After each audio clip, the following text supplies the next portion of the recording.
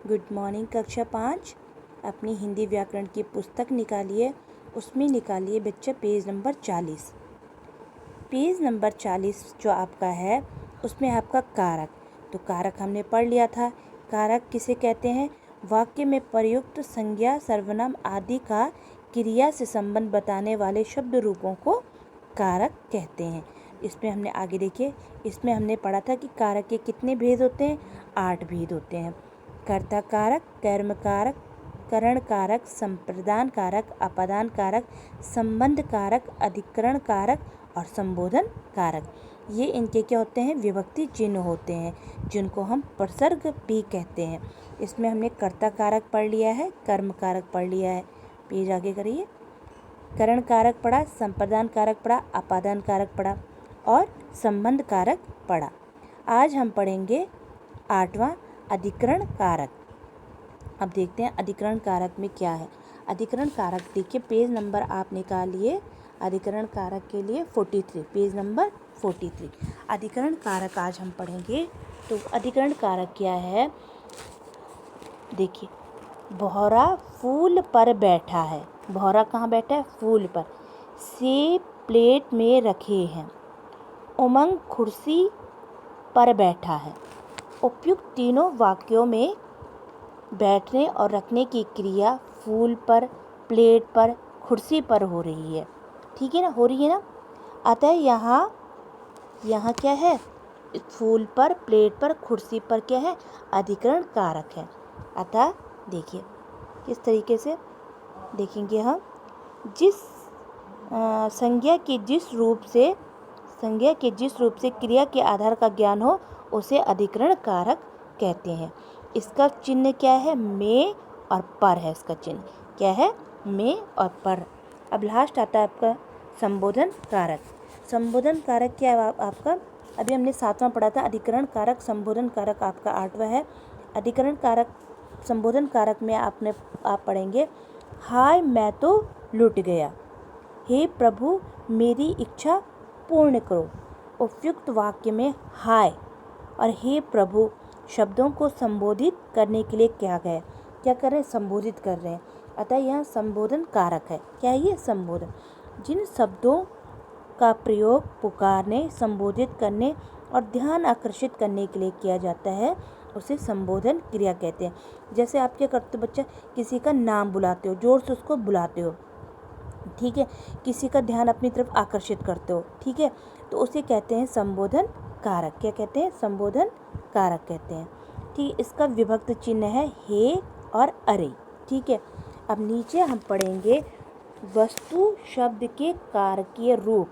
ये देखिए, वस्तु शब्द के कारकीय रूप। यहाँ पे आपके 8 क्या दे रखे हैं? कारक दे रखे हैं। फिर एक वचन और बहुवचन। इसे आप ध्यान से पढ़िए। देखिए, सबसे पहले है कर्ता कारक। कर्ता कारक है एक वचन में वस्तु, वस्तु ने, यानी कि विभक्ति के साथ। बहुवचन में हम इसी तरह से पढ़ेंगे वस्तुएं और वस्तुओं ने इसका चिन्ह है। कर्म कारक वस्तु को, यानी कि चिन्ह को है, वस्तुओं को। अधिकरण कारक तीसरा है वस्तु से के द्वारा, वस्तुओं से के द्वारा। मतलब आपको एक चीज़ दे रखा है वस्तु, आपको उसमें एक वचन में बनाना है और बहुवचन में बनाना है। अब है संप्रदान कारक वस्तु को के लिए, वस्तुओं को के लिए। अपादान कारक वस्तु से इसका विभक्ति चिन्ह है, वस्तुओं से। संबंध कारक है वस्तु का के की, वस्तुओं का के की। अधिकरण कारक वस्तु में पर, वस्तुओं में पर। संबोधन कारक हे वस्तु और इसका बहुवचन में होगा हे वस्तुओं, यानी कि वस्तु का एक वचन में और बहुवचन पे प्रयोग किया गया है विभक्ति लगाकर, विभक्ति चिन्ह लगाकर। आगे करते हैं, आगे बढ़ते हैं। अब इसी तरीके से आगे हमारे पास है बालक शब्द का कारकीय रूप। इसी तरह से जो बालक है इसको भी क्या कर रखा है? अलग अलग जो हमारे कारक हैं उसमें एक वचन में और बहुवचन में बनाया गया है। सेम ऐसे ही जैसे हमने पहले करा है, इसको भी आप देखिएगा। इसी प्रकार से आप धेनु, वायु आदि के रूप भी बना सकते हैं। ये आप अपनी कॉपी में बना सकते हैं। कैसे? आपका कर्ता कारक लगा के कैसे बनाएंगे? आप, आपसे, ठीक है ना। अब देखिए नीचे है कारक की पहचान। अब देखिए कारक की पहचान क्या है? क्रिया से पहले कौन या किसने शब्द लगाकर प्रश्न करने पर जो उत्तर आए वही कर्ता कारक है। कर्ता कारक क्या होता है बच्चा? सबसे पहले कर्ता कारक होता है जो कार्य करता है, ठीक है, जो कार्य कर रहा है। तो कौन है? कौन या किसने शब्द लगाकर जो उत्तर बताता है उसे क्या आता है? कर्ता कारक कहते हैं।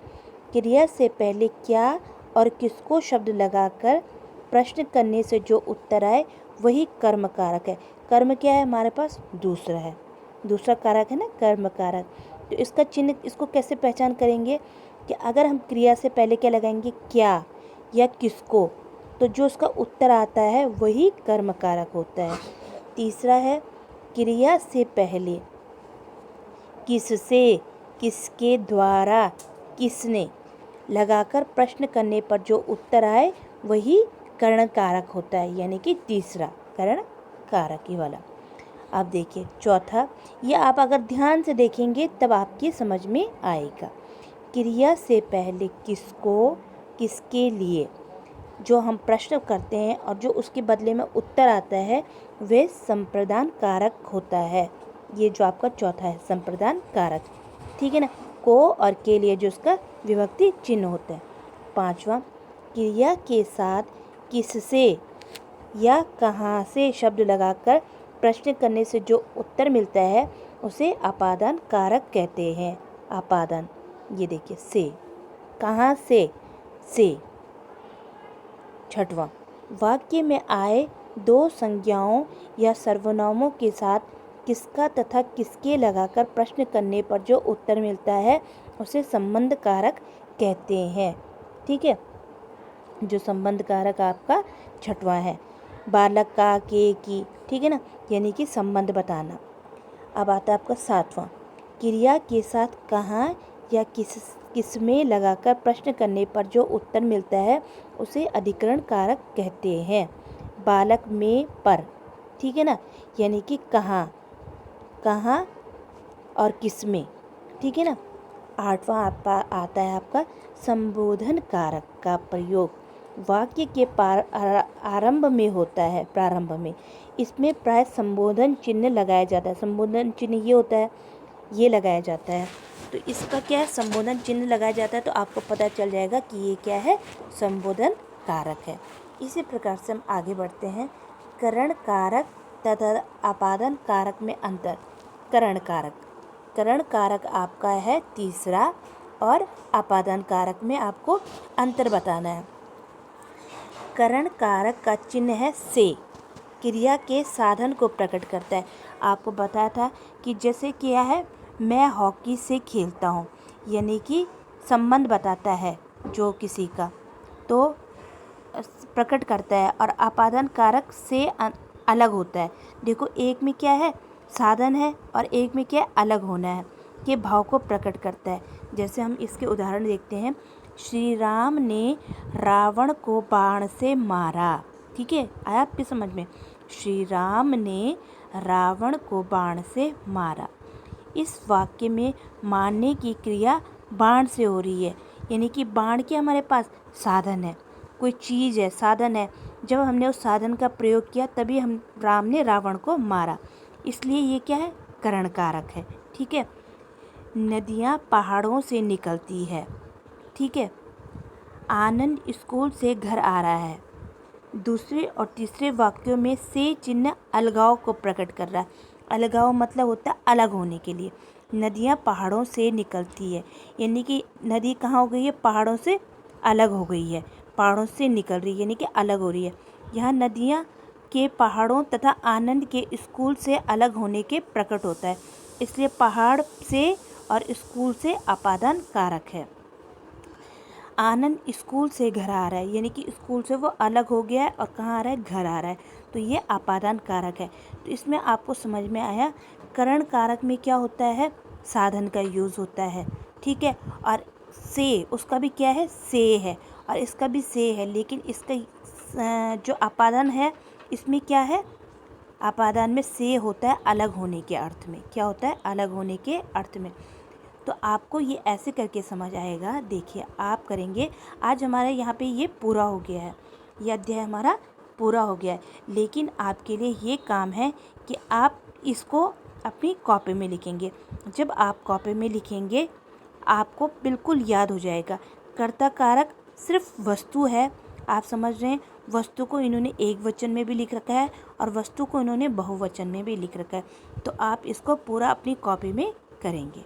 उसके बाद ये देखिए, ये बालक है, बालक का भी उन्होंने कार के रूप वैसे ही कर रखा है, एक वचन में और बहुवचन में।